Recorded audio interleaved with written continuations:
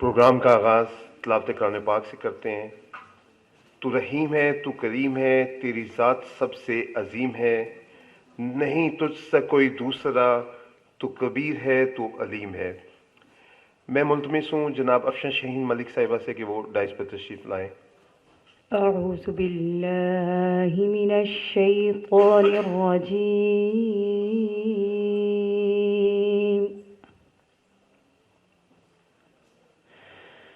बिस्मिल्लाहिर रहमानिर रहीम।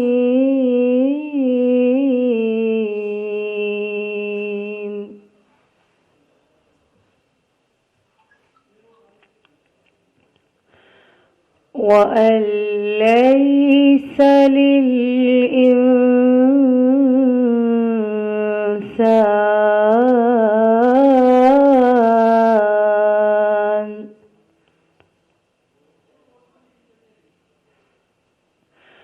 One lace लिल-इंसानि इल्ला मा सआ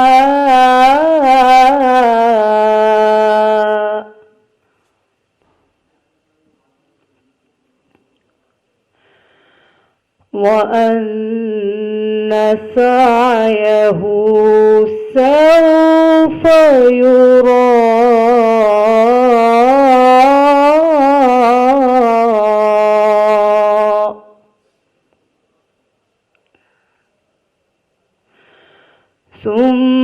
ثم يجزاه الجزاء الأوفى ثم يجزاه الجزاء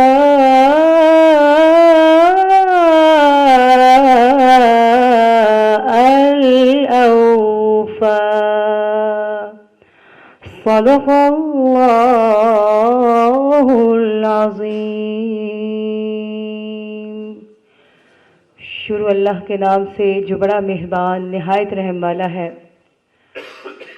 बेशक इंसान को वही कुछ मिलता है जिसकी वो कोशिश करता है, फिर उसको उसकी कोशिश का नतीजा मिल जाएगा, फिर उसको उसका पूरा पूरा बदला दिया जाएगा। वाखिरु दावाना अनिल हम्दुलिल्लाहि रब्बिल आलमीन। जज़ाकल्लाह, माशाअल्लाह। खुदा का जिक्र करे और जिक्र मुस्तफ़ा ना करे, हमारे मुंह में हो ऐसी जुबान खुदा ना करे। दरे रसूल पे ऐसा कभी नहीं देखा, कोई सवाल करे और वो अता ना करे। मैं मुल्तमिस हूँ जनाब सलमान एडवोकेट साहब से कि वो हदिया नात पेश करने के लिए डाइस पे तशरीफ लाएं। लौह भी तू, कलम भी तू, लौह भी तू, कलम भी तू, तेरा वजूद अल किताब, गुंबदे आबगी नारंग, तेरे मुहीत में हबाब। लौह भी तू, कलम भी तू,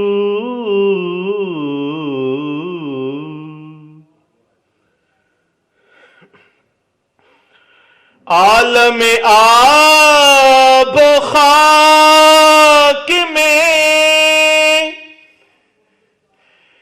तेरे ज़हूर से फरोग,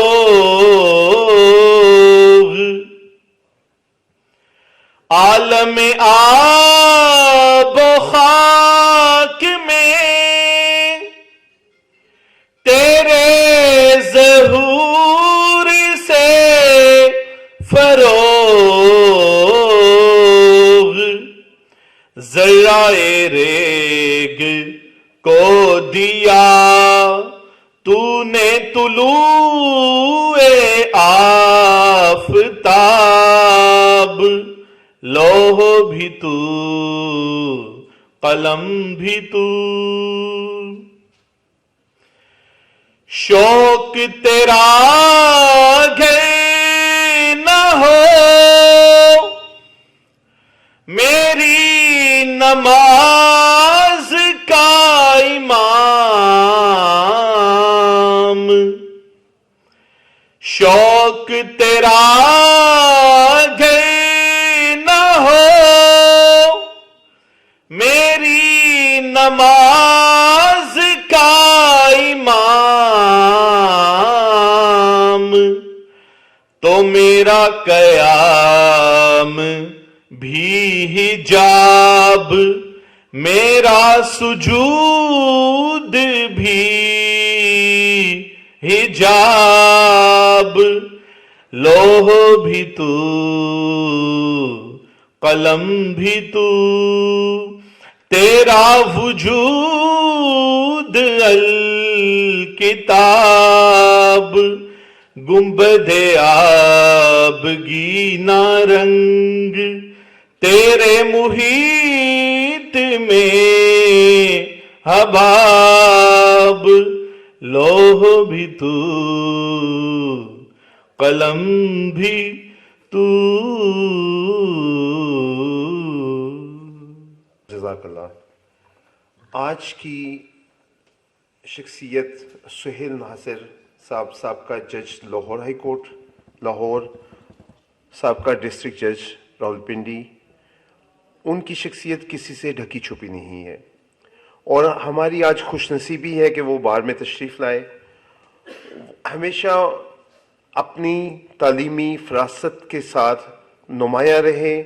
उन्होंने उनकी मुख्तलिफ प्रोफेशनल लाइफ, उसके बाद बतौर जज लाइफ और बतौर हाई कोर्ट जज, उनकी जजमेंट्स हमारे लिए हमेशा एक मशले राह साबित हुई।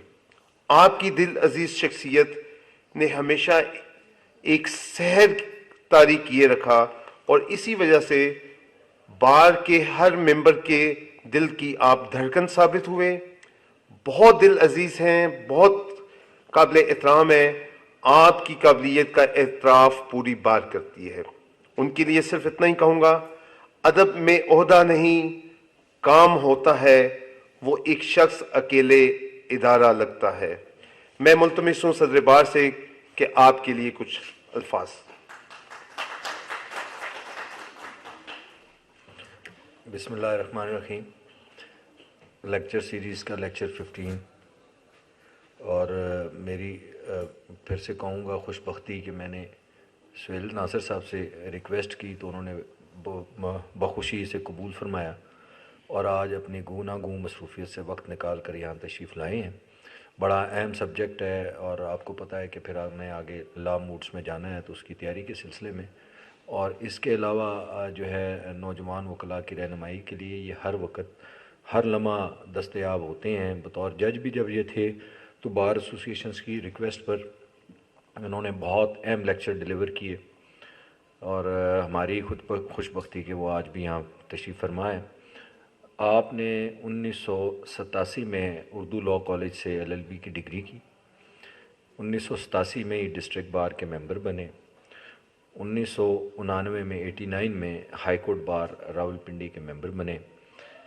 1999 में आपकी सिलेक्शन बतौर एडिशनल सेशन जज हुई और 2022 तक आपने बतौर जज खिदमत अंजाम दी। 2006 में आपकी प्रमोशन एज सेशन जज हुई और 2021 में आप बतौर हाई कोर्ट जज एलिवेट हुए। बतौर वकील आपकी अदालत में पेश होना हमारे लिए बायसे फ़ख्र था और बायसे इत्मीनान था। हमने हमेशा आपने आपको आप एक महफूज पाया क्योंकि आपको कानून पर जिस मामले में भी आप समात करते थे आपको ग्रिप थी। तो मज़ीद वक्त ज़ाया किए बगैर मैं आपसे रिक्वेस्ट करूँगा कि आप तशरीफ़ लाएँ और आज का lecture. Thank you Talat Zaidi साहब और अरशद साहब और हाई कोर्ट बार एसोसिएशन की जो एडमिनिस्ट्रेशन है कि मुझे ये अपॉर्चुनिटी दी कि मैं अपने ही दोस्तों में बैठ के आपसे कुछ ऐसी बातें कर सकूं।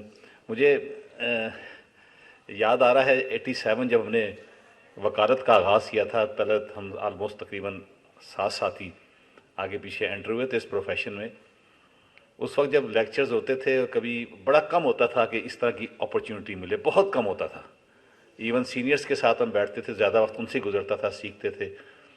तो एक तो आप जैसे बड़े लकी हैं कि आपको एक प्रॉपर फोरम मिल गया और ऐसे लोग मिल गए जिनके जहन में ये है कि हमने अपने फ्यूचर को कैसे सिक्योर करना है। ये बहुत बड़ी सोच होती है। हमारे पास उस वक्त ये अपॉर्चुनिटीज़ नहीं थी, लेकिन आपके पास हैं। दूसरा, मैं इसको सल्यूट पेश करता हूँ जैदी साहब को भी और मोहतरम सेक्रेटरी साहब को भी कि ये जो काम शुरू किया है, मैं समझता हूँ बार एसोसिएशन के लेवल पे सबसे बड़ी खिदमत यही है आपकी कि इदारे के लिए आप क्या कर रहे हैं। मेरी ज़ात के लिए आप जो कर सकते हो शायद उसकी मुझे फ़ायदा तो हो जाए, लेकिन कम्युनिटी को फ़ायदा ना हो। तो जब हम इस मुकाम पे पहुँचते हैं जहाँ पे ये दोस्त हमारे बैठे हुए हैं, तो सोच इदारे के लिए होनी चाहिए।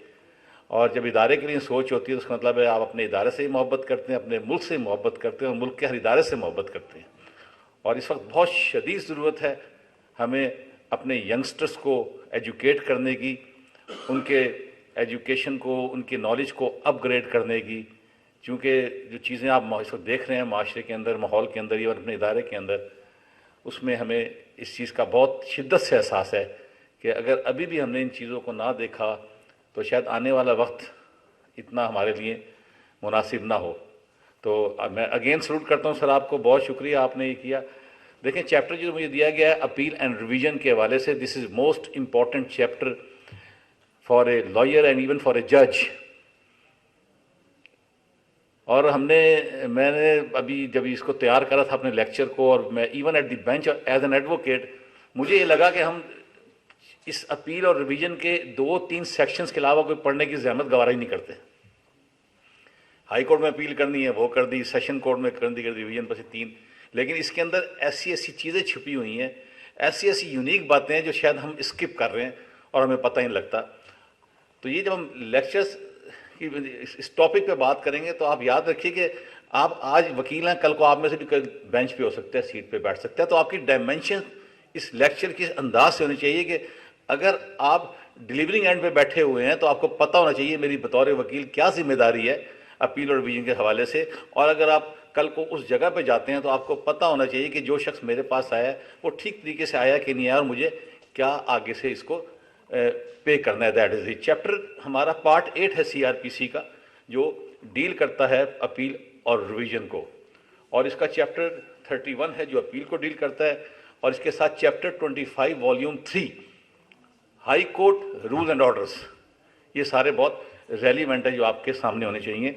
अब जो बुनियादी 3 सवालात हैं मेरे सामने जो आपसे शेयर करूंगा कि अपील क्या है, what is appeal, what does it mean, what is revision, what does it mean, what is the difference between appeal and revision. ये 3 सवालात हैं, क्योंकि अगर आप CRPC को खोल के देखेंगे आपको अपील या रिवीजन की डेफिनेशन नहीं मिलेगी, you will not get it. एक अच्छे वकील के लिए यह बड़ा जरूरी है कि वो आइसोलेशन से बाहर आए, आउट ऑफ बॉक्स आए, क्रिटिकली चीजों को देखे। एक तो किताब के अंदर लिखी है, वो लिखी है, उस किताब को देखते हुए उसका क्रिटिकल एनालिसिस करे कि यहां पे कौन सी ऐसी चीज है जो मुझे समझने की जरूरत है और जहां पे चीजें खामोश हैं।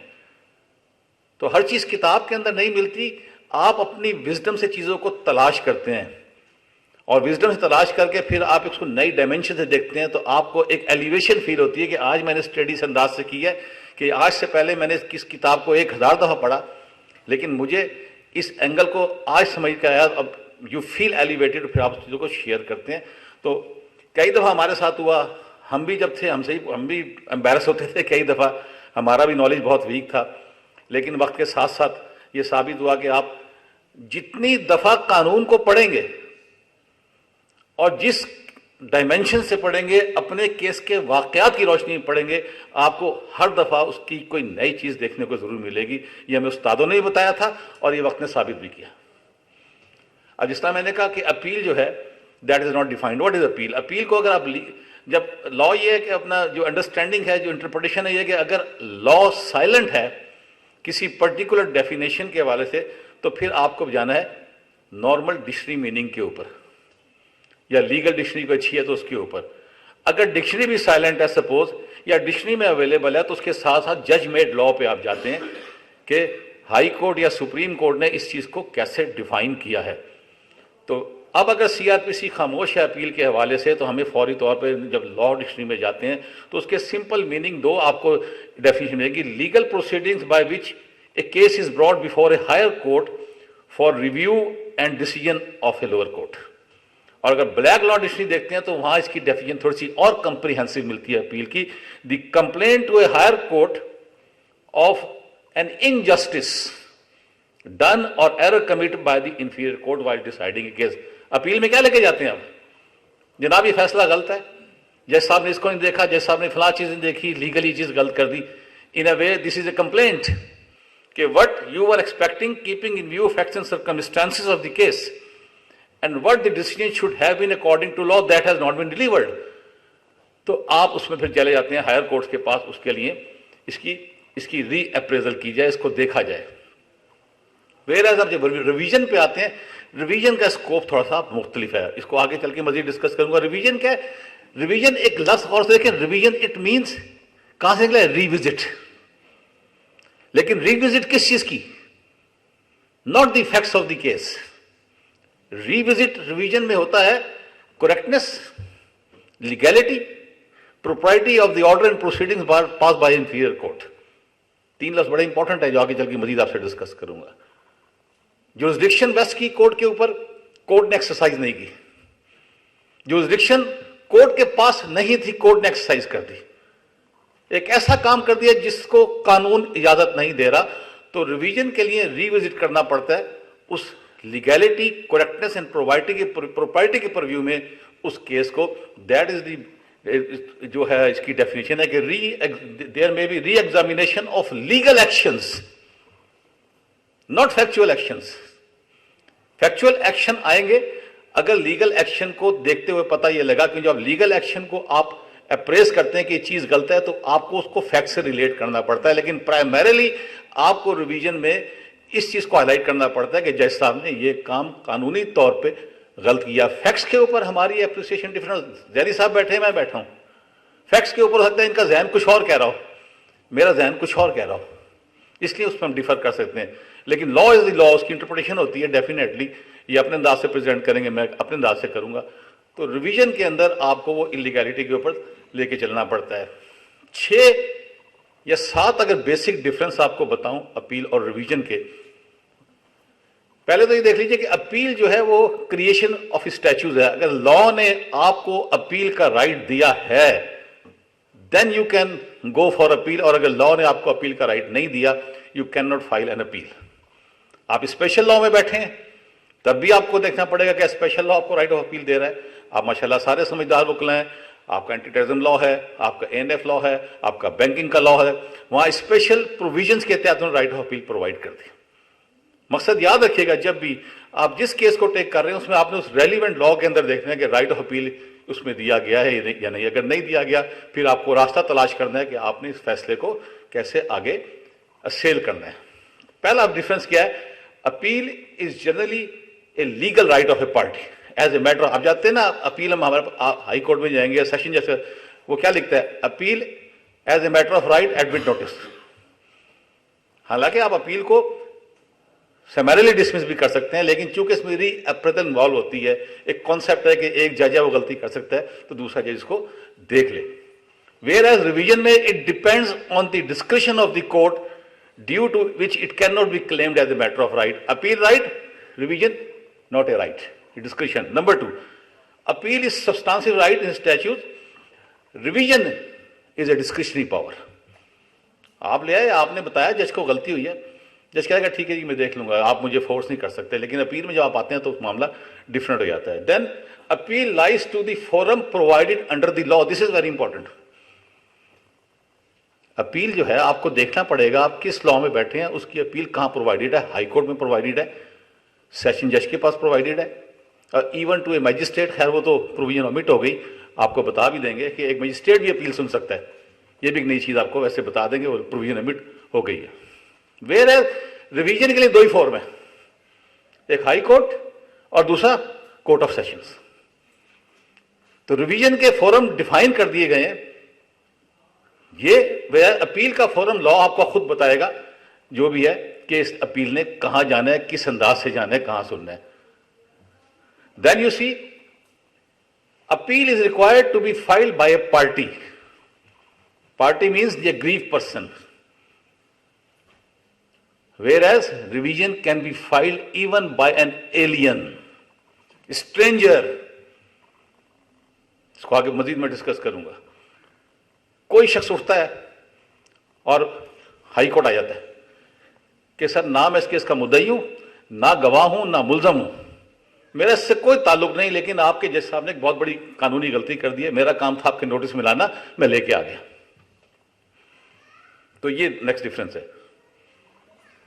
देन अपील में फुल फ्लैज रीहियरिंग होती है लॉ एंड फैक्ट्स की. वेयर रिवीजन में क्या होता है, मैंने आपको बताया, non exercise of jurisdiction, exceeding of jurisdiction और इरेगुलरिटी ऑफ द प्रोसीडिंग. और अपील जो है it is continuation of the original proceedings. This immunity is not attached to the revision. जब continuity of proceedings की बात करते हैं, इसका मतलब है कि अपीलेट कोर्ट ऐसे ही बैठी है जैसे ट्रायल कोर्ट का जज बैठा हुआ है,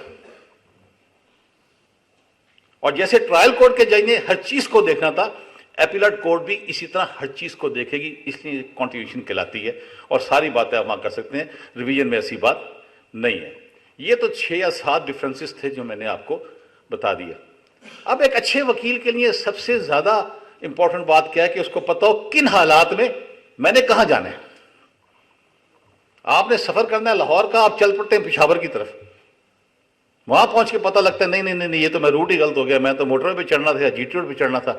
ठीक है, उसकी कॉम्प्लिकेशंस पैदा होती हैं, उसमें फिर आप भी तकलीफ में आते हैं, लिटिगेंट तकलीफ में आता है, फिर आप तलाश करते हैं, समटाइम लोगों का नुकसान होता है. एक अच्छे वकील के लिए किसी भी फोरम पे जाने से पहले इस चीज का तयन करना बहुत जरूरी है कि मुझे किस दरवाजे को खटकाना है जाके. सॉरी टू से, हमें फीस मिलती है, हम जेब में डालते हैं, क्लाइंट कहता है जी बस कर दें, ठीक है, उसके प्रेशर में आगे हम फौरन कर देते हैं अपील, और अचानक एक बैक बाउंस आता है जब जज कहता है कि भाई ये तो आप क्या ले, ये तो अपील में सुन ही नहीं सकता, मेरी इख्तियार ही नहीं है, या ये अपील प्रोवाइडेड नहीं है. तो आपकी उस जल्दी ने आपको एक एम्बेरस पोजीशन, एक तो एम्बेरसमेंट हुई, आपका कॉम्पिटेंस पे उंगली उठ गई, दूसरा आपने अपने क्लाइंट के लिए फेयर थिंकिंग नहीं रखी, उसको आप थोड़ा समझाते देखने थे. मैंने कहा ना कि हम इस चीज में रहते हैं, हमें 2 ही अपीलें पता है, एक सेशन कोर्ट की, एक हाई कोर्ट की. जनरली सॉरी टू से हो सकता है बाकी दोस्तों को पता हो, मेरी अपनी अंडरस्टैंडिंग यही है, लेकिन ऐसा नहीं है. आपको पता होना चाहिए कि पहले सिचुएशन के आपके पास, अगर उस चैप्टर को आप पढ़ें, वो चैप्टर 4 या 5 या 6 सिचुएशन दे रहा है, बड़ी इंटरेस्टिंग सिचुएशन है कुछ. तो पहली सिचुएशन जो है आपकी सेक्शन 405, आप जरूर पढ़िएगा प्लीज आज जाके इस लेक्चर के बाद, तो आपका उस चैप्टर को पढ़ना लाजिम हो जाएगा, ताकि आप अपने आप से सवाल करेंगे मैंने ये पहले क्यों नहीं पढ़ा. ये सवाल आपके जहनों में उठेगा, और जब ये सवाल उठेगा तो फिर आप आइंदा किताबों को और अंदाज से पढ़ना शुरू कर देंगे. कि अगर पहला कहता है कि अगर कोई ऑर्डर पास हुआ है जिसमें आपकी एप्लीकेशन रिजेक्ट हुई है अटैचमेंट ऑफ प्रॉपर्टी के हवाले से, रेस्टोरेशन के हवाले से, तो वो एक इंडिपेंडेंट प्रोविजन है सेक्शन 405, वो कहती है उसमें अपील फाइल होगी. अपील कहां फाइल होगी? मैं आपसे एक सवाल बड़ा सिंपल से रखता हूं कि एक केस है जो मजिस्ट्रेट का ट्राइबल है, उसमें एक्यूज इश्तहारी हो जाता है और उसकी सेक्शन 88 के तहत प्रॉपर्टी अटैच हो जाती है. उसमें एग्रीड पर्सन आता है, कहता है जी ये प्रॉपर्टी आप अटैच ना करें, बहाल कर दें, इसका मालिक तो मैं हूं. या इवन एक्यूज आता है किसी स्टेज पे और वो आपकी दरखास्त खारिज हो जाती है. और दूसरा केस हुआ है जिसमें सेशन जज साहब ने इश्तहारी किया है और ट्राइबल भाई सेशन जज है, वो वहां भी सिचुएशन क्रिएट होती है. तब अब इन 2 सूरतों में फोरम ऑफ अपील क्या होगा? तो लॉ ने बड़ा एक सिंपल सा फार्मूला दे दिया इस सिचुएशन में, जहां उस मेन ऑफेंस की सेंटेंस की सूरत में अपील लाई करेगी, वहीं पे इस ऑर्डर के खिलाफ अपील लाई करेगी. लॉ ने ये नहीं कहा कोर्ट ऑफ सेशन या कोर्ट ऑफ हाई कोर्ट. कई जगह आपको हाई कोर्ट लफ्ज मिलेगा, सेशन कोर्ट मिलेगा, लेकिन यहां पे लॉ ने किसी कोर्ट का नाम नहीं लिया. उसने कहा जिस केस में ये प्रोसीडिंग चल रही है उस केस की सजा के खिलाफ जहां अपील लाई करेगी, इस ऑर्डर के खिलाफ ये अपील वहां लाई करेगी. Then order for requiring security keeping the peace, ये जो आपकी प्रिवेंटिव प्रोसीडिंग्स होती हैं, आप लोगों हमारे ज़माने में बहुत होती थी, हर दूसरा केस आता था 107, 151 जो आप उस नाम में सुनते हैं, ये पूरा एक प्रोसीजर है। इसमें अल्टीमेटली क्या होता है कि अगर एडवर्स ऑर्डर हो तो एडवर्स ऑर्डर ये होता है कि आपको 3 साल के लिए पाबंद किया जाता है कि आप बॉन्ड सबमिट करें कि इस दौरान आप अपना गुड कंडक्ट शो करेंगे और पीस को इंश्योर करें। तो उसमें फिर यह है कि अब यहां पे क्या हुआ 406 में, चूंकि प्रोसीडिंग इटसेल्फ मजिस्ट्रेट कंडक्ट करता है तो देयरफॉर इसकी अपील आई करेगी to the court of sessions. अब ये 2 डिफरेंट इवेंचुअलिटीज हो गई, एक तीसरी डिफरेंट इवेंचुअलिटी है, उसके बाद कॉमन इवेंचुअलिटीज आएंगी। तीसरी क्या, appeal from order for refusing to accept the surety under section 122 CrPC. ये भी वो प्रिवेंटिव प्रोसीडिंग के हवाले से है, यहां भी उन्होंने कोर्ट ऑफ सेशंस का हवाला दिया। अब हम आ जाते हैं जो मेन इंपॉर्टेंट है, जो आप रोजमर्रा में देखते हैं कि अपील अंडर सेक्शन 408, ये आपने पढ़ी होगी लेकिन मैं थोड़ी डिफरेंट एंगल से बात करूंगा आपसे। 408 में क्या लिखा है कि अगर सजा दी है मैजिस्ट्रेट ने या असिस्टेंट सेशंस जज ने, दिस इज वेरी इंपॉर्टेंट, तो अपील लाई करेगी to the court of sessions. लेकिन इसमें 2 चीजें जो हैं आगे बड़ी इंपॉर्टेंट हैं, जिसको शायद हम नहीं देख पाते, और अगर देख पाते तो हमें जवाब नहीं मिलता उसका कि यहां कुछ लिखा हो कुछ और है। इसी प्रोविजन में लिखा है कि अगर असिस्टेंट सेशंस जज सजा देता है जो 4 साल से ज्यादा है तो then appeal shall lie to the high court.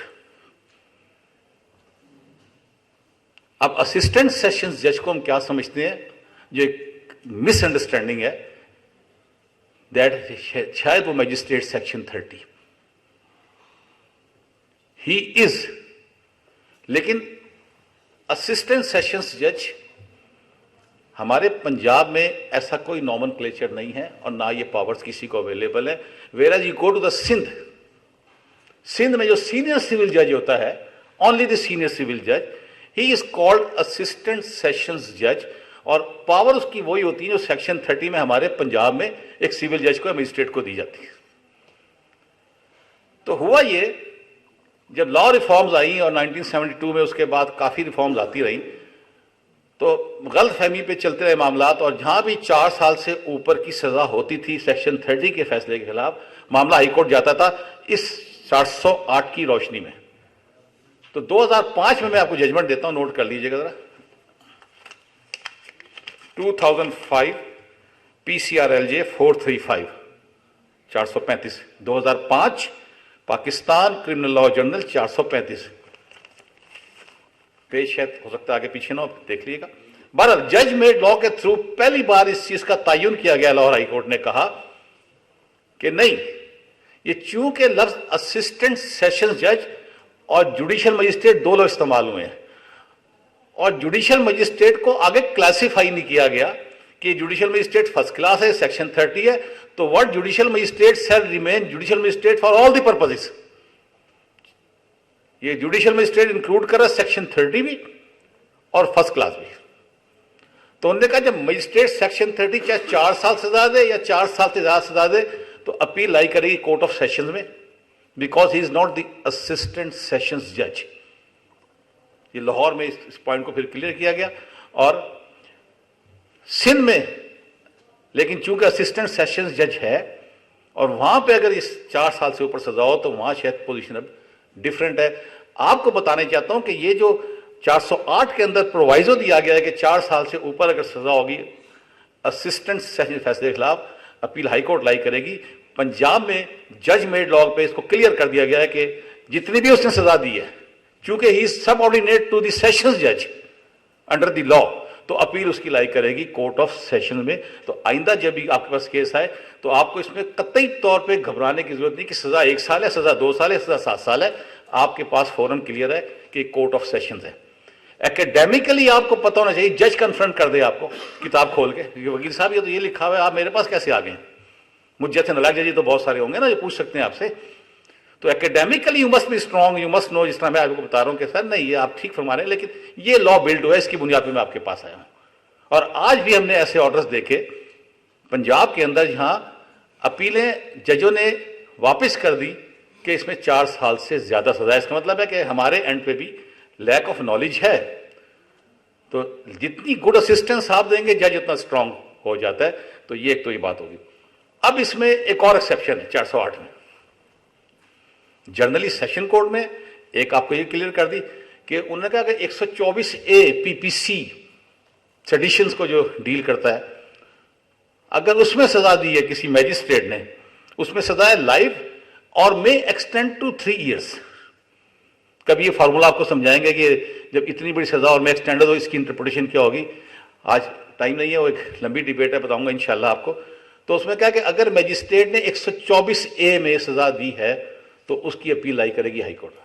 अब ये एक एक्सेप्शन होगी। अभी हमने कहा ना कि हर अपील मैजिस्ट्रेट के खिलाफ सेशन कोर्ट में जाएगी, ये एक्सेप्शन अब क्रिएट हो गई कि एक ब्रांच ऐसी है जहां पे नहीं,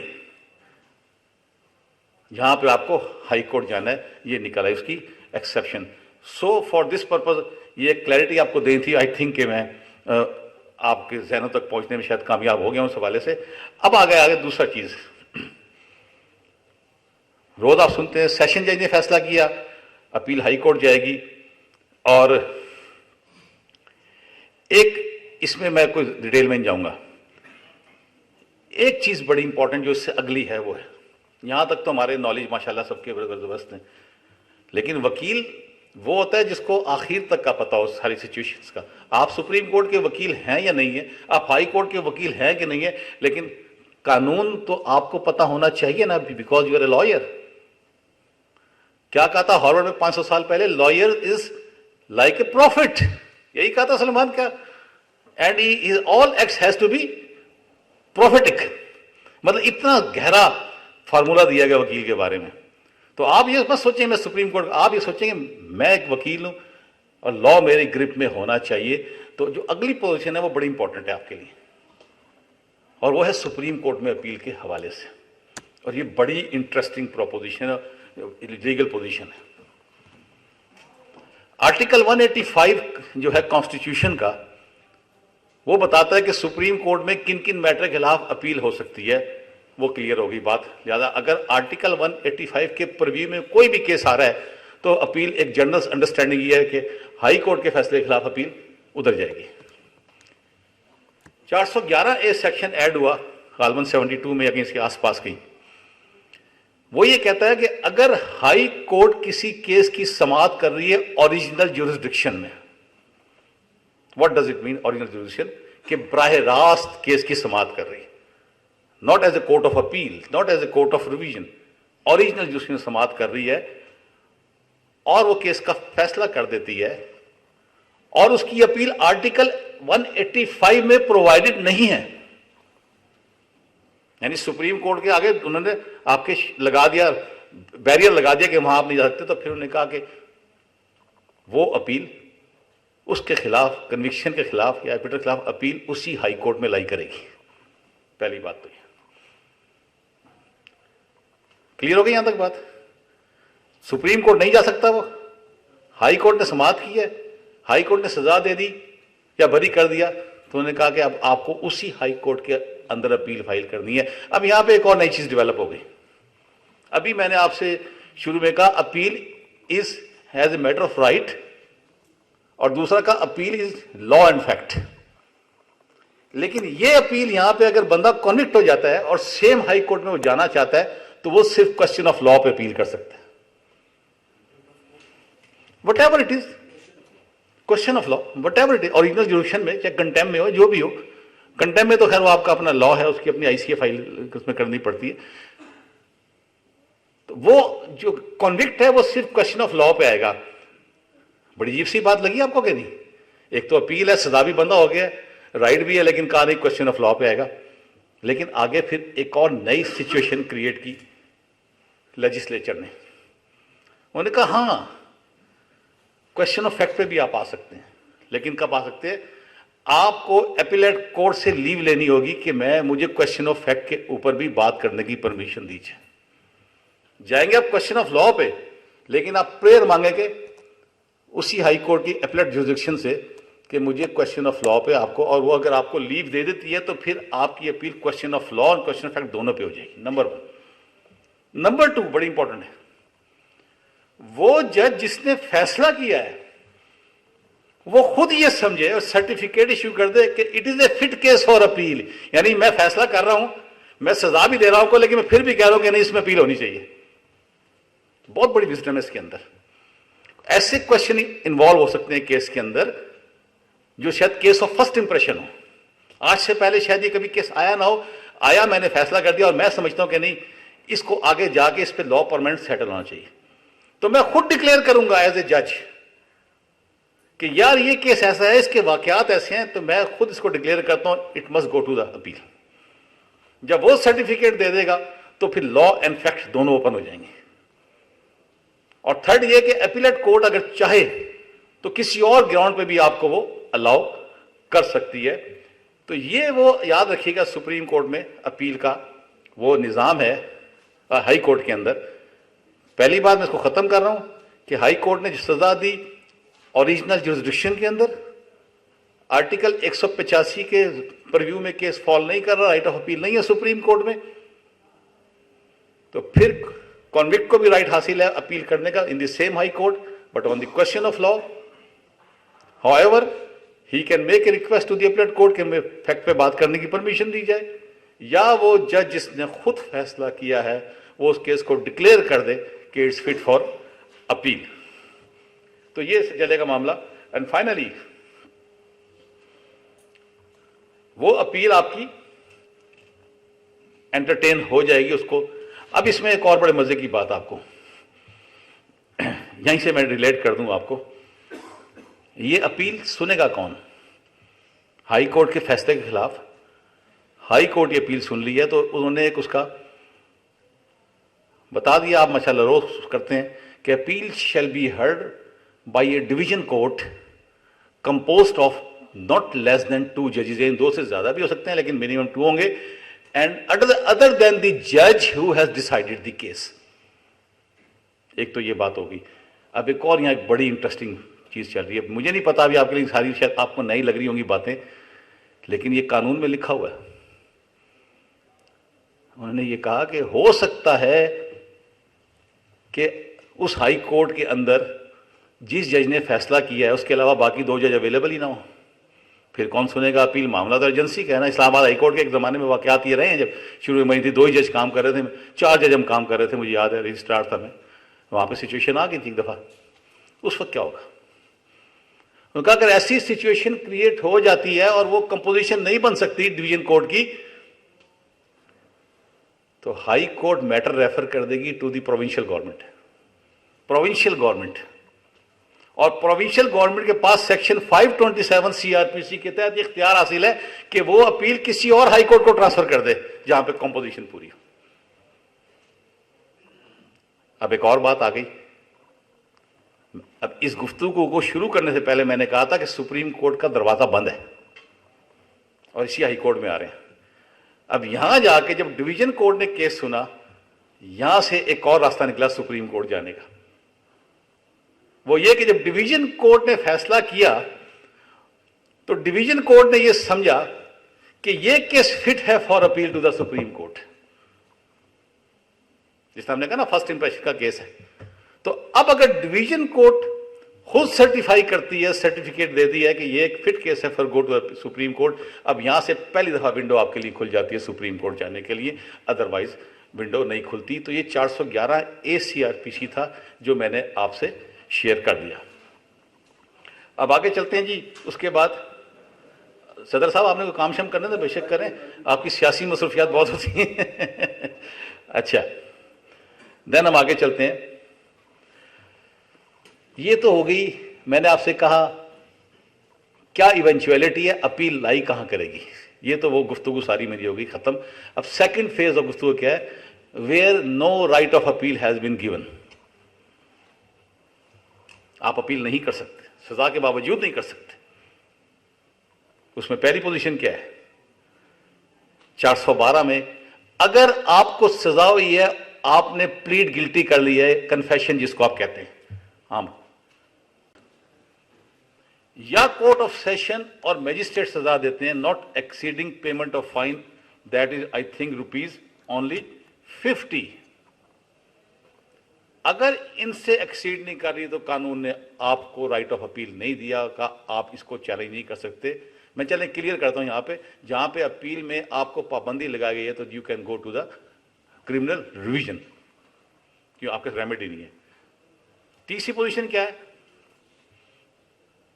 समरी ट्रायल। समरी ट्रायल पे आपको कन्विक्शन हो गई and the fine does not exceed ₹200, जो 414 में प्रोवाइड की गई है। फिर 414A में, ये ब्रीफली चल रहा हूँ, अगली जो बात करूंगा इंपॉर्टेंट होगी इसके बाद आप, कि अगर प्राइस कंट्रोल एक्ट और prevention of profiting and hoarding act के तहत सजा हुई है और फाइन एक्सीड नहीं कर रहा 5000, तो फिर आपके पास राइट ऑफ अपील नहीं है। अब जो अगली इंटरेस्टिंग पोजीशन है कि यहां पे कानून ने कहा कि राइट ऑफ अपील नहीं है, एक नई चीज डेवलप हुई जो 413 और 415 के अंदर, कि डिस्पाइट द फैक्ट कानून ने डिक्लेयर कर दिया कि आपको राइट ऑफ अपील नहीं है, लेकिन कुछ ऐसे हालात बनते हैं जहां पे आपको राइट ऑफ अपील बन जाता है अवेलेबल। ये 2 सजाएं हैं जो हमने बताई। कानून कहता है अगर इनके साथ आपको किसी और एक ऑफेंस में सजा हो गई है जो अपीलेबल है, तो फिर ये वाली सजाएं जो जिस पे पाबंदी लगाई थी ये भी ऑटोमेटिकली अपीलेबल बन जाएंगी। यानी अगर सिर्फ ये सजा हुई है फिर नो अपील, लेकिन आपको ये सजा हुई और साथ आपको समझे किसी और एक और ऑफेंस में सेक्शन 420 में आपको चीटिंग की सजा 1 साल हो गई, और चूंकि वो सजा अपीलेबल है और वो इससे कंबाइन कर गई, जब कंबाइन की तो ये भी सजाएं अपीलेबल बन गई। क्लियर होगी बात? अब इसके बाद एक और नई बड़ी इंटरेस्टिंग प्रूफ आती है position, that is called special right of appeal. Special right of appeal क्या है? ये जो मैंने जितनी गुफ्तगू आपसे की, लॉ ये कहता है कि अगर 2 या 2 से ज्यादा बंदों का ट्रायल हुआ है, मुझे सजा हुई है जिसमें मुझे राइट ऑफ अपील नहीं है, जो मैंने आपसे बता दी। जैदी साहब को खुदा ना सजा हुई है, बुरा तो लग रहा है जैदी साहब आपको? अच्छा, मैं इसलिए कह रहा हूं शायद बाकियों को बुरा, जैदी साहब हमारी दोस्ती है ना पुरानी जी, और जैदी साहब को सजा हो गई है उस पीरियड से ज्यादा और इनको राइट ऑफ अपील अवेलेबल हो गया है।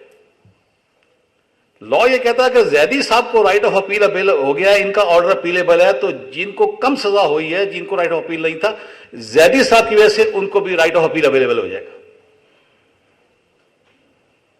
यानी कि वो एक फाइनल एम्बार्गो नहीं है, चूंकि उनको मौका मिल गया। विजडम है लॉ के पीछे कि अब चूंकि फैक्ट्स एंड लॉ दोनों चीजें देखी जानी है अपील में, और पूरी जजमेंट अंडर कंसीडरेशन आ सकती है, पूरे फैक्ट्स अंडर, तो वो लोग जिनको सजा नॉन अपीलेबल हुई है, अब उनकी भी नॉन अपीलेबल सजा कन्वर्ट हो गई appealable. That is called special right of appeal. Then we move ahead. आपकी आती है अपील अगेंस्ट एक्विटल। ये रोज आप सुनते हैं, लेकिन इसमें एक चीज, एक तो गवर्नमेंट के पास पावर है प्रोसिक्यूटरों के अपील फाइल कर दे, दूसरी एग्रीव पार्टी के पास पावर है। Aggrieve party doesn't mean the only complainant, any person aggrieve from the judgment of the court he can go and file the appeal. वारसान कर सकते हैं हर्ट केसेस में, एक्सेट्रा एक्सेट्रा। लेकिन जो इसमें इंपॉर्टेंट चीज है वो है सबसेक्शन 2 में जो है, appeal when there is acquittal in a private complaint. इस्तगासे में अगर बरियत हो जाती है, अब इस्तगासे में जो बरियत होगी, एक या थोड़ा सा मैं आज थोड़ा सा एक और चीज क्लियर कर दूं इस मरहले के ऊपर, बड़ी जरूरी है। एक डिबेट चल रही है बहुत अरसे से, और कुछ जजमेंट्स हाई कोर्ट की गलत आ गई कि 249A की जो एक्विटल है उसके खिलाफ रिवीजन आएगी या अपील आएगी। एक स्कूल ऑफ थॉट ये था कि नहीं, चूंकि एक्विटल है तो ये अपील आएगी टू दी हाई कोर्ट, और दूसरा स्कूल ऑफ थॉट ये आया कि ये नहीं, चूंकि 249A में एक्विटल ये मेरिट पे नहीं हुई, ये अपील जाएगी कोर्ट ऑफ सेशन से। आज इसमें आपको इसमें क्लैरिटी देना चाहता हूं कि in all circumstances appeal shall go to the high court. उसकी वजूहात बता दूं और ये गलती कहां हुई वही बता देता हूं मैं आपको। पहली बात तो ये लफ्ज जो एक्विटल है 417 में, उसमें डिस्टिंक्शन नहीं हुई। देयर इज नो डिस्टिंक्शन कि आइदर एक्विटल ऑन मेरिट और इट्स एक्विटल अंडर सेक्शन 249 है सीआरपीसी और 265 के सीआरपीसी। तो जब लॉ ने डिस्टिंक्शन नहीं की तो हम जज की मेट की बुनियाद के ऊपर उसकी डिस्टिंक्शन नहीं कर सकते। पूरे लॉ में डिस्टिंक्शन, एक्विटल मीन्स एक्विटल कि you are no more the accuse of the case, आप जाएं, आप आजाद हैं, आपके पास जो ये स्टिग्मा था ये खत्म हो गया। हुआ ये कहीं बात है 2000 की या 90s की। तो हमारे एक हाई कोर्ट के जज साहब थे SM जुबैर साहब, अल्लाह मग़फ़िरत करे, पता नहीं जज साहब उसको पेश हुए, हम तो होते थे उनके पास जब ये एक मैटर आया और 249A में एक्विटल हुई, उन्होंने केस को रिमांड कर दिया। उन्होंने कहा नहीं, क्योंकि 249A में एक्विटल हुई है, देयरफॉर ये जो मैटर है ये सेशन जज के पास रिवीजन में सुना जाएगा। गलती वहां पे क्या हुई, बुनियाद वहां से पड़ी इस गलती की।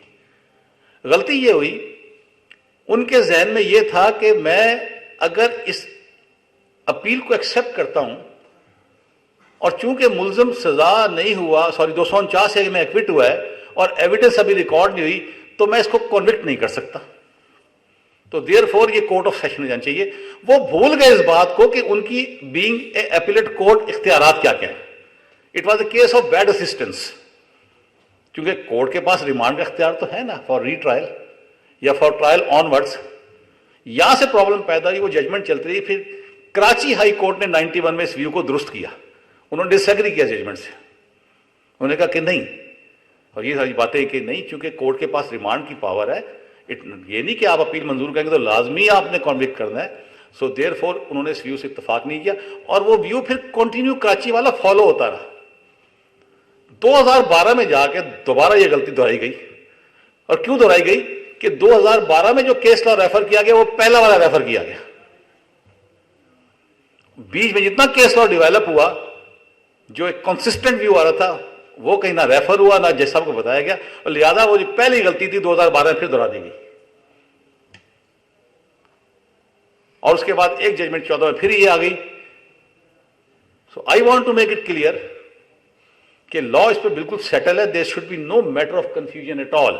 डिबेट आप कर सकते हैं आगे जजमेंट, लेकिन लॉ इस पर सारा क्लियर है, प्रेसिडेंट्स क्लियर है, इस पे डिवीजन बेंच की जजमेंट है, इस पे तमाम हाई कोर्ट्स की जजमेंट्स हैं कि नई appeal shall lie to the high court even the acquittal has been made under section 249 और 265 के सीआरपीसी। तो ये मैं सोचता था इस मौके पे क्लियर कर दूं आपको। अब मैं बात कर रहा था आपसे appeal against acquittal on A private complaint. ये वो सिचुएशन है जहां पे आपको अपील फाइल करने के लिए कोर्ट से परमिशन लेनी पड़ती है, इसको कहते हैं लीव लेनी पड़ती है। एज ए बेंच जब मैं था बेंच के ऊपर, मुझे बेशुमार केसेस में ये देखने का मौका मिला कि वकला साहिबान जो थे स्टेट अवे अपील में आ जाते थे इस प्रोविजन को पढ़े बगैर, और चूंकि इसमें वो बुनियादी गलती होती थी, नॉर्मली वो केसेस पे वो डिफीट हो जाते थे। So whenever you have a case you must know कि आपने करना क्या है। अपील भी तैयार करनी है, लेकिन अपील के साथ एक एप्लीकेशन भी तैयार करनी है कि ये मेरी अपील है और ये मेरी एप्लीकेशन है, और इस एप्लीकेशन में ये वाकयात हैं जिसकी बुनियाद पर मैं इस्तदा करता हूं मुझे इस अपील को प्रेजेंट करने की परमिशन दी जाए। जिस तरह सिविल में आप ऑर्डर 37 के सूट होते हैं ना, तो अब या बैंकिंग कोर्ट में केसेस होते हैं, पहले आपको लीव लेनी पड़ती है। लीव मीन्स परमिशन कि मुझे ये काम करने की इजाजत दी जाए। तो जब भी एक्विटल होगी प्राइवेट कंप्लेंट में, आप अपील जरूर तैयार करोगे, लेकिन अपील के साथ एक एप्लीकेशन होगी फॉर लीव, उसमें आप वजूहात बताएंगे, और अगर उस कोर्ट उस वजूहात से मुतमईन हो जाती है तो फिर आपको जब वो एप्लीकेशन अलाउ कर देगी, then you will competent to file the appeal. और इसमें अपील का राइट किसको है? सिर्फ कंप्लेनेंट को। लफ्ज लिखा है कंप्लेनेंट 417(2)A में, यहां पे एग्रीड पर्सन का लफ्ज नहीं लिखा। एग्रीड पर्सन और कंप्लेनेंट में this is hell of difference which I think no need to tell you. Aggrieved person is a vast definition और complainant is a limited definition, any person who has lodged the proceeding while filing the complaint. तो you must know कि जब आपको ये 3 इवेंचुअलिटीज आ रही हैं, फिर limitation का आपको ख्याल रखना पड़ेगा। इसमें 60 दिन की लिमिटेशन है, और याद रखिएगा लिमिटेशन अगर लॉ ने खुद प्रोवाइड की है और उधर भी लिमिटेशन एक्ट में ही प्रोवाइडेड है, तो फिर आपके लिए सेक्शन 5 की प्रोविजन को इन्वोक करना नामुमकिन हो जाएगा।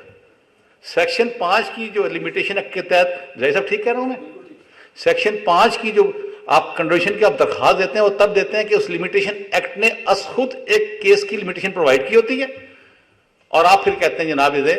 लेकिन जब एक लॉ खुद कोई लिमिटेशन दे रहा है, जिस तरह ये 60 डेज की दी है, तो फिर सेक्शन 29 जो लिमिटेशन एक्ट का है वो कहता है अगर उस लॉ ने लिमिटेशन आपको दी है तो सेक्शन 5 इनएप्लीकेबल हो जाएगा। तो जहां पे लॉ ने लिमिटेशन दी है वहां आपको बड़ा मोहतात होना पड़ता है, एक एक दिन आपके लिए कीमती बन जाता है। वो एक बैरियर आप समझे, वो खतरे की घंटी है कि उससे पहले पहले आपने कोर्ट में पहुंच जाना है। देन ये पहले मैंने बता दिया, appeal is on law and facts. Appeal has to be filed through a pleader, जो आप लोग करते हो, या जेल से आएगी। इसको मैं क्विकली लेके चलता हूं। ये जो हमारे ज़हनों में कॉन्सेप्ट है, appeal has to be admitted as a matter of right, although हम करते यही हैं, लेकिन कोर्ट के पास पावर है आपकी अपील को समैरिली भी डिसमिस कर सकती है विदाउट कॉलिंग द रिकॉर्ड। तो जब भी आप ये बात मैं क्यों कर रहा हूं आपसे, कि जब भी आप अपील तैयार करके फाइल कर दें तो ये मत सोचिएगा सुबह as a matter of right admit हो जाएगी। आप उसी तरह तैयारी करके जाएं जिस तरह आप एक रेगुलर अपील की तैयारी करके जा रहे हैं, कि जज आपको कन्फ्रंट कर दे किसी पॉइंट पे, तो बजाय आप कागज फेरने के आगे my Lord I have not prepared my case from this angle presuming that is the matter of right. ये मैटर ऑफ राइट तो जज मेड लॉ है ना, लॉ जो बेसिक आपकी स्टैट्यूटरी प्रोविजन है वो तो जज को इख्तियार दे रही है। सो फाइलिंग के साथ साथ प्रेपरेशन भी आपकी उसी लेवल की होनी चाहिए, या कम से कम इस लेवल की होनी चाहिए कि प्रामा फेशी आप जज को मुतमईन कर सके अगर वो कन्फ्रंट करे आपको कि ये अपील एडमिट होनी चाहिए। ये तरीका है प्रेपरेशन का। अब आ गया पावर्स ऑफ एपेलेट कोर्ट, वो मैं सिर्फ सिंपली बता दूं, आप दोहराने। पावर है कोर्ट डिसमिस करेगी, एक्विट करेगी, केस को रिमांड कर देगी, सेंटेंस मेंटेन कर देगी, सेंटेंस रिड्यूस कर देगी, या कोई ऐसा रिलीफ जो बॉर्न आउट हो रहा हो जो आपको भी नहीं पता उसको भी नहीं पता, वो कोर्ट आपको रिलीफ दे देगी। आपने केस चलाया, सारा आया, जज ने कहा नहीं यार ये तो आपका सारा कुछ है, सजा भी ठीक हुई है, लेकिन चलो ऐसा करते हैं, आपने तो नहीं मांगा, इसको प्रोबेशन कर देते। अब ये रिलीफ अंदर से जनरेट हो रही है, आपकी डिमांड नहीं थी, तो कोर्ट ने कहा नहीं फर्स्ट ऑफेंडर है, छोटा जुर्म है, सजा ठीक हुई है, लिहाजा इसको सेंटेंस सस्पेंड करके इसको प्रोबेशन पे रिलीज कर देते। That is called then judgment. No need to tell, chapter 36 CrPC का जो ट्रायल कोर्ट के लिए पाबंदी लगाई गई है जजमेंट देने में, कि ट्रायल कोर्ट ने वो फैक्ट्स देख के बाद जो क्वेश्चन रेज होंगे उनको आंसर करना है, उनको आंसर करने के लिए रीजन रिकॉर्ड करनी है। आपने क्या कहा, जज का जवाब क्या आया, और उस जवाब के पीछे वजूहात क्या है, ये हम पे पाबंदी थी एज ए जज, और हर जज पे पाबंदी है, उसको रीजन रिकॉर्ड करनी है, ठीक है। और रीजन अगर रिकॉर्ड नहीं होगी that is not a good judgment. High court की जजमेंट जो होती है वो सर्टिफाई होती है, ट्रायल कोर्ट को जाती है ताकि उसकी इंप्लीमेंटेशन हो जाए। इसको मैं आगे चलता हूँ कि टाइम कम है हमारे पास। अब आ जाते हैं एक अबेटमेंट, अबेट हो जाना। अपील कब अबेट होती है? आज इस सेक्शन को मैं सुलेमान मेरे साथ था सुबह, मैं कह रहा देखो यार कानून बनाने वालों की विजडम देखो कि चॉइस ऑफ वर्ड्स कितनी रेलिवेंट होती है। ये कानून में लफ्ज होते हैं ना, एक कौमे की भी, जैदी साहब मुझसे सेकंड करेंगे, इस कौमे की भी बड़ी वक़्त होती है अगर आपको समझ आ जाए तो, कॉलम की भी बड़ी वक़्त होती है, एंड और की बड़ी वक़्त होती है। तो सिलेक्शन ऑफ वर्ड्स जो लॉ जब बनता है आज के दौर में, तो जिस तरह लॉ बन रहा है आपको भी पता है, मुझे भी पता है, कोई ग्राउंड वर्क होता ही नहीं है लॉ बनाने के लिए। पता नहीं कितना टाइम, सालों चाहिए, डिकेड्स चाहिए होते हैं तब जाके लॉ बनते हैं।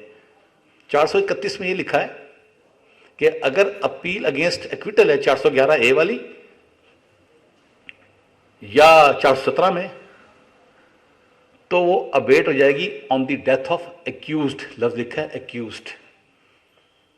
और बाकी तमाम अपीलों में वो अबेट हो जाएगी ऑन द डेथ ऑफ एपीलांट। कितनी बड़ी विजडम है, शायद अभी आपको समझा नहीं पाऊंगा मैं भी।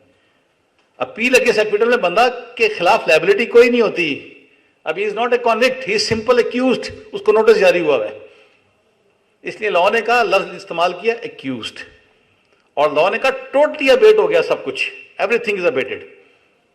वेयर एज बाकी अपीलों में चूंकि वो कॉन्विक्ट है, तो लॉ ने कहा कि वो एपीलांट लफ्ज इस्तेमाल किया कि एपीलांट, वो अपीलें जो हैं अबेट हो जाएंगी to the extent of only leaving the sentence of fine. Fine बरकरार रहेगा, बाकी को सेंटेंस हुई है, उम्र कैद हुई है, 10 साल हुई है, आप जब मुझे इशारा करेंगे मैं हैंड्स अप कर दूंगा, ठीक है, आप बेफिक्र रहे। हाँ जी, तो वो अबेट हो जाएंगी। फाइन इसीलिए जो केस आपको ये पता होना चाहिए कि अगर अबेट होती है और आप उसको कंटेस्ट करना चाहें तो दिस इज योर राइट, वो आके कंटेस्ट कर सकते हैं। उसकी क्या वजूहत है? सपोज फाइन 1 करोड़ रुपए एक बंदे पे हो गया और वो प्रॉपर्टी छोड़ गया, तो लॉ ये कहता है वो फाइन उस प्रॉपर्टी से रिकवर होना है। वारसान को तो कुछ भी ना मिला, वो आ जाते नहीं जनाब ये फैसला करें, हो सकता है जजमेंट सेटिस्फाइड हो जाए, तो हमने अपना इंटरेस्ट सिक्योर करना है। तो आपके पास ये लीगल राइट है कि अपीलांट की डेथ के बाद अगर उसके वारसान चाहें तो आप ये रिक्वेस्ट कर सकते हैं, we don't need this order, we need the decision of the case on merits, और जज फिर पाबंद उसको मेरिट पे डिसाइड करने का, उसकी हद तक सूरत हाल सारी चली जाएगी। अब जनाब फाइनली आते हैं रिवीजन के ऊपर। रिवीजन मैंने आपसे बात कर दी। अब जो मैंने आपसे कहा था ना, रिवीजन में 3-4 लफ्ज़ इस्तेमाल है। High court may call for record revision appeal has to be filed by the party where as revisional power can be exercise suo moto. Court खुद जिस मर्जी रिकॉर्ड को मंगवा ले, और क्या करे कोर्ट कहेगी, क्यों मंगाएगी record? To examine the correctness, legality और property of the any order proceedings और proceeding of the inferior court, finding sentence और ऑर्डर। 435 सीआरपीसी के तहत ये पावर 1972 से पहले सिर्फ हाई कोर्ट के पास थी, और फिर उसके बाद 1972 में हमारा लॉ रिफॉर्म्स ऑर्डिनेंस आ गया, जिसके तहत सेशंस जज को भी ये पावर्स डेलीगेट कर दी गई। लेकिन पंजाब में ये नोटिफाई हुआ 1975 में, सेशन जज की जो पावर थी। तो अब एक बात तो ध्यान रखिए कि सेशन जज की पावर और हाई कोर्ट की रिवीजनल पावर सिमिलर है। जो हाई कोर्ट कर सकती है वो सेशन जज कर सकता है, सब्जेक्ट टू जो भी इनकी जुरिडिक्शन है या जो लिमिटेशन है लॉ ने दी है उसके तहत। दूसरी बात ये, रिवीजन में कोर्ट ऑफ रिवीजन को वो तमाम पावर हासिल है जो एक एपीलेट कोर्ट को हो सकती हैं। 423 के तहत पावर है, 427 की, 428 की, 426 की। यानी पहले हमने अपील का चैप्टर पढ़ा, ये चैप्टर 32 है रिवीजन का। उन्होंने बजाय यहां दोहराने के उन्होंने कहा कि जो पावर आपको as a court of appeal हासिल है या जो एपीलेट कोर्ट को हासिल होती है, वो सारी पावर्स आपको 423 की, 426, 427, 428 वो सारी आपको हासिल है। यानी वो रिवीजन में वो तमाम काम कर सकती है हाई कोर्ट या सेशन जज जो कि उसको अपील में कर देने चाहिए। लेकिन एक चीज बड़ी इंपॉर्टेंट है कि अगर आपने किसी तकाजा फाइल किया है और वो प्रिलिमिनरी स्टेज पे डिसमिस हो गया, उसके खिलाफ आप रिवीजन में आ गए हैं और आपकी रिवीजन एक्सेप्ट हो जाती है, तो उस इवेंचुअलिटी में कोर्ट रिवीजन को एक्सेप्ट करके तलबी का ऑर्डर नहीं कर सकती, बल्कि वापस भेजेगी केस सेशन जज को या मजिस्ट्रेट को कि इसमें फर्दर इंक्वायरी होल्ड की जाए। नॉर्मली तो आप ये होता है ना, हम ये समझते हैं कि जिस रिलीफ के लिए नीचे से नहीं मिला हाई कोर्ट सेटिस्फाइड करके वो रिलीफ हमें दे देगी, लेकिन इस पर्टिकुलर इवेंचुअलिटी में ऐसी बात नहीं है। अब देखें जी, इसमें मैंने बता दिया हाई कोर्ट क्या क्या कर सकती है या सेशन जज क्या क्या कर सकता है, वो मैंने बता दिया। बेल सारा कुछ फला फला फला एनहांस कर सकती है सजा को, ठीक है, लेकिन कितनी एनहांस कर सकती है?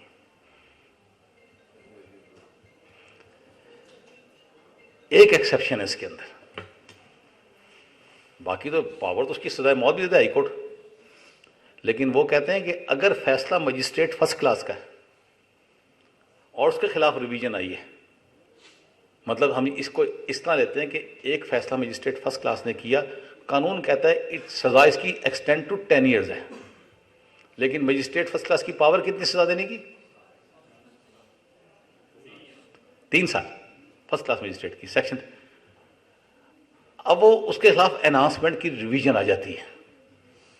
लॉ तो बेसिक लॉ सब्सटेंसिव लॉ ये कह रहा है कि इसको 10 साल सजा हो सकती है। इसका मतलब असूलन तो हाई कोर्ट के पास या सेशन का पावर होनी चाहिए कि सजा 10 साल तक कर दे, लेकिन यहां पे पाबंदी लगा दी कि नहीं, अगर आप एनहांस करेंगे तो उतनी करेंगे जितनी मजिस्ट्रेट फर्स्ट क्लास कॉम्पिटेंट है अवॉर्ड करने का। यानी उसको 3 साल सजा दी थी, मजिस्ट्रेट ने 1 साल दी है, एनहांसमेंट आ गई तो 3 साल पे आपका जो है वो बैरियर गिर जाएगा। उससे आप चाहे हाई कोर्ट है, चाहे आप सेशन जज है, चाहे लॉ ने उसकी सजा 10 साल दी हुई है, लेकिन चूंकि मजिस्ट्रेट की जो competence to inflict the punishment वो दैट वाज 3 ईयर, तो आप एनहांस 3 साल तक तो कर सकते हैं, उससे आगे नहीं कर सकते। और लेकिन बाकी केसेस में आपकी वो लॉ के मुताबिक जो है वो पावर एक अवेलेबल है। अब वो कौन सी पावर है जो हाईकोर्ट एक्सरसाइज नहीं कर सकती? ये तो ये भी सोचा है कि यार हाईकोर्ट नहीं कर सकती पावर एक्सरसाइज। यस, हाईकोर्ट नहीं कर सकती। नंबर 1, रिवीजन की बात कर रहा हूं, अपील को जहन से निकाल दीजिए। अपील में तो सारा कुछ हो सकता है जो मैंने बता दी। एक्विटल के ऑर्डर को कन्विक्शन में कन्वर्ट नहीं कर सकती हाईकोर्ट, अपील में कर सकती है, यहां नहीं कर सकती रिवीजन। ये प्रोविजन उस वक्त की है जब सेक्शन 417 जो थी वो फील्ड में नहीं थी। 417 ये बाद में, जो 417 जो प्रोसिक्यूटर की थी वो तो गवर्नमेंट का राइट तो था, एग्रीड पार्टी का राइट 2A के हवाले से नहीं था। तो उस वक्त ये होता था कि गवर्नमेंट अगर अपील नहीं करती थी, लोग प्राइवेट पार्टीज डिप्टी कमिश्नर के पास जाते थे कि जी गवर्नमेंट अपील कर रही है कि नहीं कर रही है। वो गवर्नमेंट जब कहती थी सर्टिफिकेट कि गवर्नमेंट इसमें इंटरेस्टेड नहीं है, तो वो प्राइवेट पार्टी फिर रिवीजन में आ जाती थी। और फिर रिवीजन, तो उस वक्त ये लॉ चूंकि पहले का चला था, तो वो एक बैकग्राउंड था कि अगर रिवीजन में आई है और एक्विटल हुई है तो आप इसको कन्वर्ट नहीं करेंगे, एट द मोस्ट रिमांड कर देंगे। लेकिन 417(2)A आ गई, उसके बाद तो इसकी इंप्लीकेशन ऑलमोस्ट खत्म हो चुकी है। But you must no this situation academically. अच्छा, नंबर 2, रिवीजन के खिलाफ रिवीजन अटेंड नहीं होगी। अगर एक सेशन जज ने रिवीजन में ऑर्डर पास कर दिया तो फिर हाई कोर्ट दोबारा देखें। अब इसमें आपके जहनों में एक सवाल जरूर उठना चाहिए कि जो नीचे की सारी कोर्ट है वो सारी इंफीरियर है टू दी हाई कोर्ट, और सेशन जज से नीचे जो कोर्ट्स हैं वो सेशन जज की इंफीरियर कोर्ट्स हैं, सिवाय एडिशनल सेशन जज को छोड़ के। तो अगर हाई कोर्ट की सारी कोर्ट्स हाई कोर्ट की इंफीरियर हैं, तो हाई कोर्ट रिवीजन के अगेंस्ट रिवीजन क्यों नहीं देख सकती?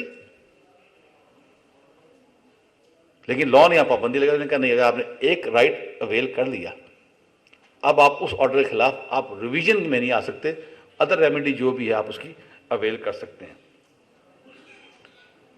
और एक पार्टी है जिसको राइट ऑफ अपील हासिल है और राइट ऑफ अपील अवेल नहीं करती, and it comes into A revision, high court या सेशन जज will not entertain that revision because उसको राइट ऑफ अपील था, उसने वेव कर दिया। अब एक और बड़ा इंपॉर्टेंट क्वेश्चन यहां से मैं आपसे शेयर करूंगा, बड़ी इंपॉर्टेंट बात है जो आप मुझे, क्या ये हो सकता है कि आपके पास राइट ऑफ अपील था, आपने राइट ऑफ अपील एक्सरसाइज नहीं किया, आप हाई कोर्ट में रिवीजन में आ गए, जज ने कहा कि 439 सब सेक्शन 5 पाबंदी लगाता है कि मैं आपकी रिवीजन को एंटरटेन नहीं करूंगा, क्या उसके बावजूद भी वो रिवीजन एंटरटेन हो सकती है?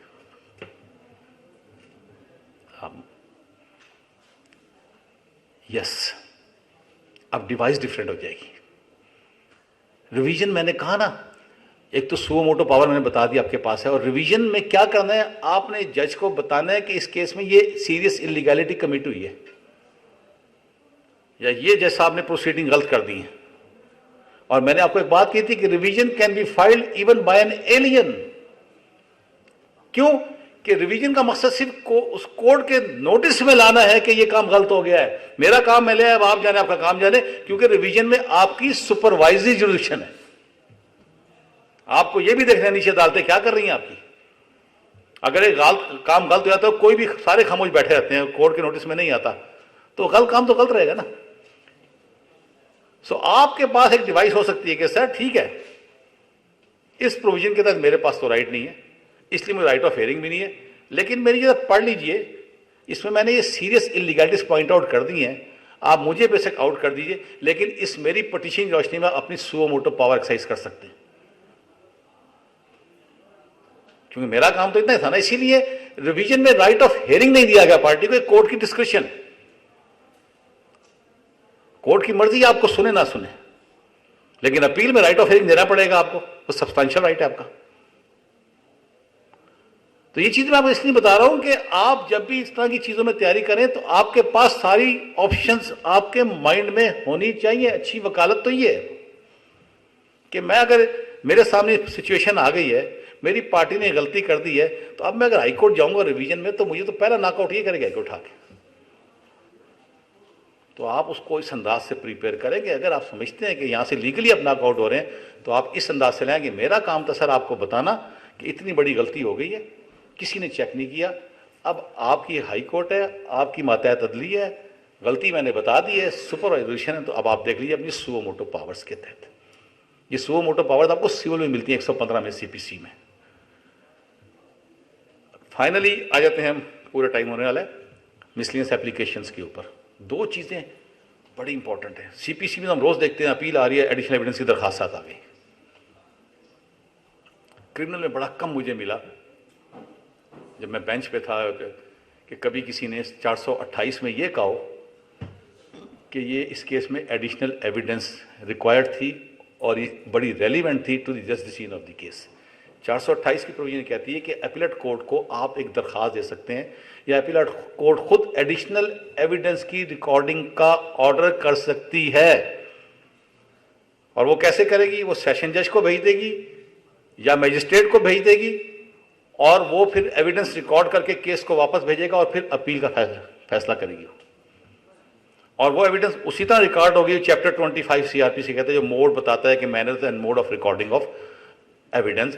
तो आपके लिए, एक अच्छे वकील के लिए बिल्कुल ये सिचुएशन नहीं बनती, आप हैंड्स अप हो जाएं, आप कहें केस खत्म हो गया। अगर आप समझते हैं कि इस केस में जज ने ये गलती कर दी, या ये गलती हो गई, या ये चीज ऐसी है जिसका रिकॉर्ड पे आना बहुत जरूरी है और ये मेरे केस के मेरिट को इफेक्ट करेगी, तो you must present an application under section 428, जिस तरह आप सिविल में करते हैं, एडिशनल एविडेंस की दरखास्त देते हैं।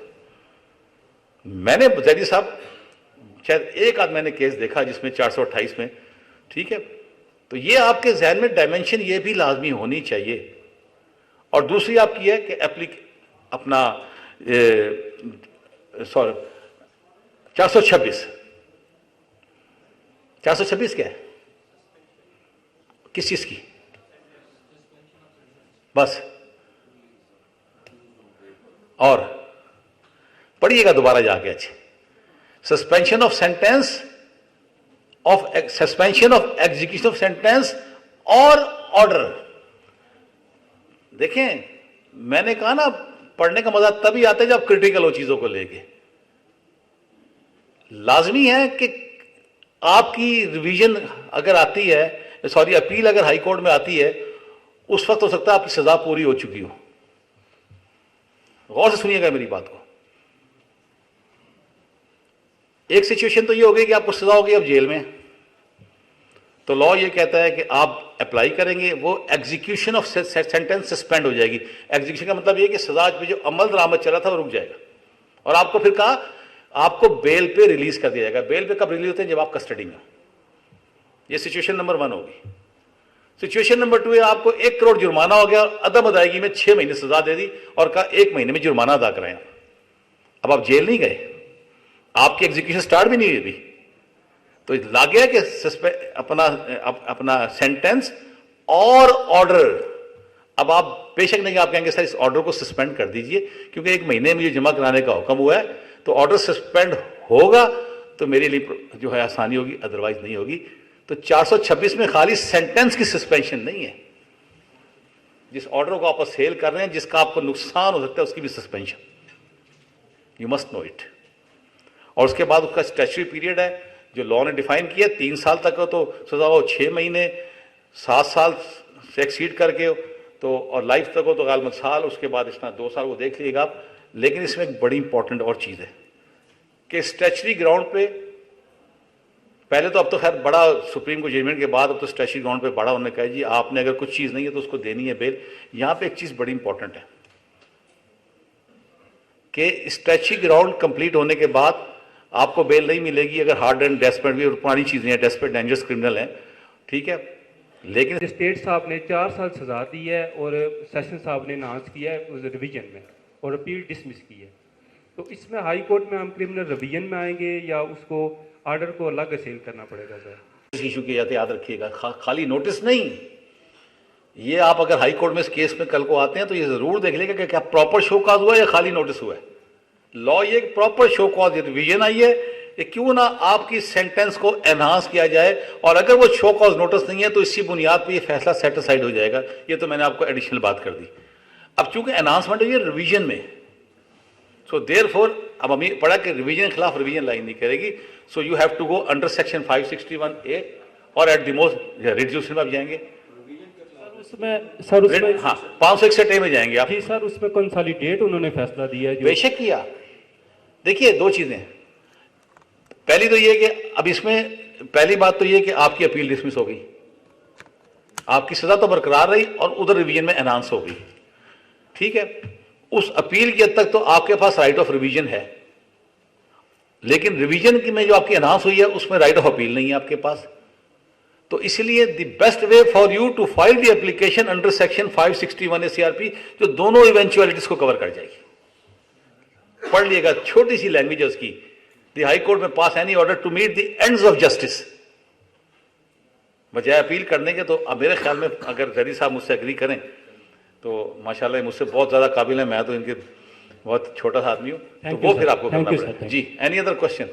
जुरिडिक्शन में डिविजनल बेंच कोई हेयरिंग करता है, वहाँ जो एक जजमेंट वो देते हैं और उसकी सुप्रीम कोर्ट में अपील का दरवाज़ा भी बंद है, उस सिचुएशन में जो हमने ऑलरेडी डिस्कस है, फिर उसके लिए क्या रेमेडी बनती है? देखिए जज इज हाई कोर्ट, ठीक है। जो आगे लफ्ज इस्तेमाल हुए आपने, मैं ये कहना हम थोड़ा सा तवज्जो सुने ना चीज़ों को, बड़ी हमें खुद जवाब मिलता है। वहाँ लिखा है कि composition shall not be less than 2 जजेस, यानी 3 भी हो सकते हैं, 4 भी हो सकते हैं, ठीक है। और आगे क्या लिखा है? When the case has been decided by the High Court, single जज का नहीं लिखा वहां।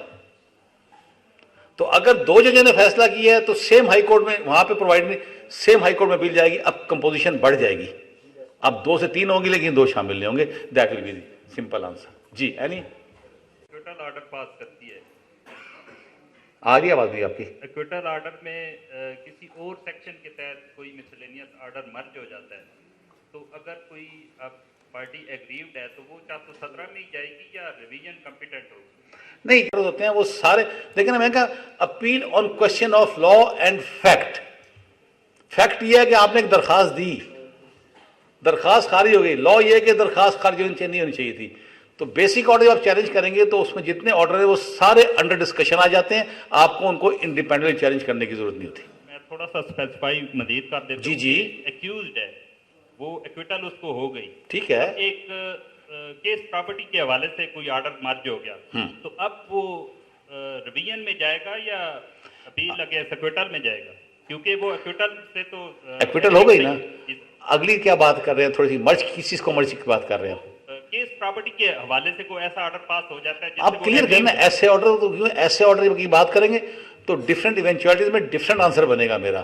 ट्रायल कोर्ट ऑर्डर पास कर देती है, एक्विटल हो गई, केस प्रॉपर्टी का जब्त हो गई या खामोश रहेगी? जब्त हो गई, जब्त हो गई। अब उसको अब मुल्जम ने वो लेनी है केस प्रॉपर्टी, ऐसा ही है। जी सर, एक्विटल की है किसने? मैजिस्ट्रेट ने। तो ये होगा मॉडिफिकेशन ऑफ द ऑर्डर। आप जजमेंट चैलेंज नहीं करेंगे, उस पोर्शन को चैलेंज करेंगे सिर्फ आप।